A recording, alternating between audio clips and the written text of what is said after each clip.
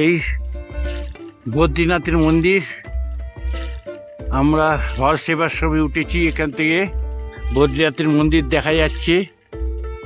এই নিয়ে আমার বদ্রীনাথ চতুর্থবার, 4বার। এই পুরো শহরটাই সামনে দিয়ে মন্দাকিনী বয়ে চলেছে পাশ থেকে।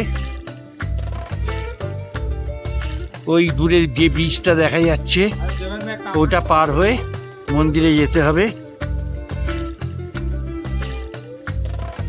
এই পুরো শহরটা, ওখানে থেকে জল পড়ছে, দুটো ফলস, ওই ফলস থেকে বদ্রীনাথের জল সরবরাহ হয়।